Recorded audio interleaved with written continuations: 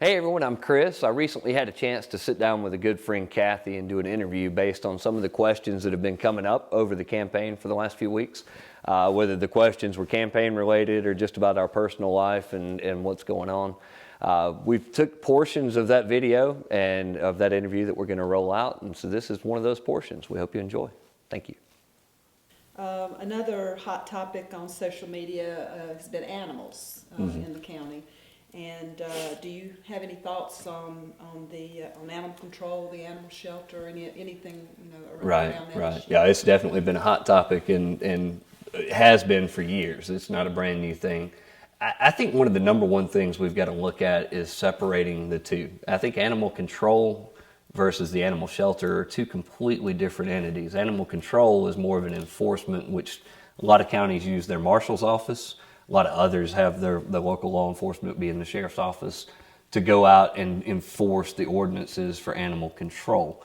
That is a completely separate issue when you get to the shelter, which is trying to look at finding rescue homes or reconnecting pets with their pet owners. So I think that the first thing that needs to be done is trying to pull the two apart so that you can have people that are focused on getting those animals in homes and getting them reconnected as the shelter. The shelter right now is being run and has done an incredible job on reducing euthanizations of animals. I mean, they've done a phenomenal job with getting dogs rescued, adopted out, and trying to get them into other places. There's volunteer groups that are coming through and providing the time and effort and hours to do that.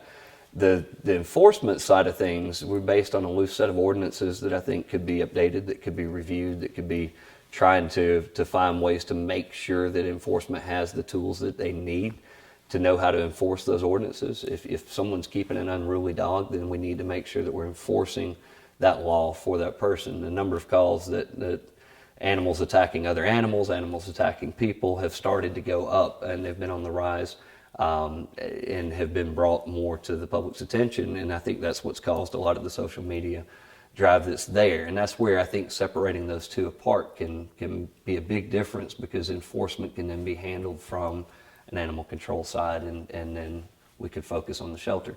We're already paying the positions. There are already shelter staff that's working as animal control officers. Their availability is not as often, so a lot of times law enforcement gets the initial call and then reaches out to the shelter staff, who may or may not be available to respond or may have a limited criteria of when they respond.